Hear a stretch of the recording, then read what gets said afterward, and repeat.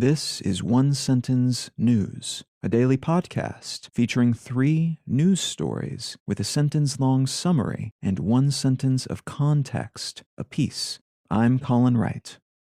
This is a sponsored message. I've been using Anchor as my podcast host for a while now, and it's been a pleasure to use. Anchor offers benefits that most other hosts do not. It's free to use, but it also has a collection of tools that allow you to create a podcast completely within the Anchor website or smartphone app. They distribute your show to Apple Podcasts, Spotify, and all the other distribution channels without any additional effort on your part, and you can make money from your podcast without any minimum audience size. So you can use it as a more traditional podcast host like I do, but it's also got everything you need to start a podcast from scratch. If you're keen to give it a shot, download the free Anchor app or go to anchor.fm to get started.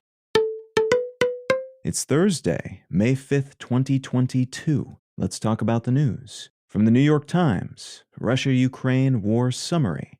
The U.S. government has announced that it will seek the release of WNBA star Brittany Griner from Russian custody, saying that she's being wrongfully detained, essentially as a hostage. Russian officials claim they found vape cartridges containing cannabis oil in her possession when they searched her, which would violate local drug laws. Ukrainian officials have said that Russian forces deported nearly 40,000 Mariupol residents to Russia, raising concerns that these people, like others who have been deported in this way, reportedly often at gunpoint, might be held in harsh conditions and treated as hostages. And a state-run Slovak military contractor has agreed to repair Ukrainian military equipment. Russian occupiers are reportedly reinforcing their hold on Ukrainian towns and cities they've taken by installing sympathetic governance, holding fake independence referendums, and forcing locals to conduct business in rubles, which would seem to support the claim that Russia intends to not just capture, but continue to occupy and maybe even annex these regions.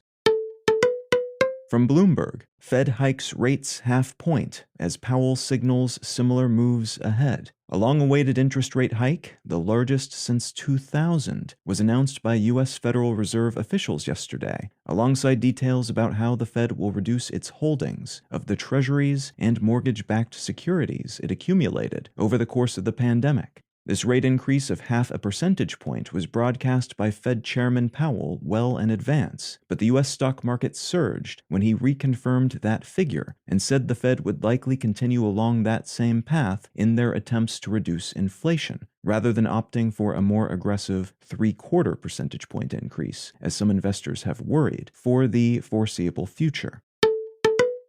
And from Reuters, Amazon to reimburse U.S. employees who travel for abortions and other treatments. Amazon has announced it will pay for up to $4,000 in travel expenses incurred by employees for non-life-threatening medical treatments, including abortions, according to an internal message sent to staff. This is only the most recent of several such announcements following moves by U.S. state governments to outlaw abortion and the leak of a draft Supreme Court decision suggesting federal protections for abortion services could be done away with entirely in the near future. Citigroup and Yelp made comparable commitments to their employees, but Amazon making this move, being the second largest private U.S. employer during a worker shortage, suggests other companies might opt for similar policies in the coming months.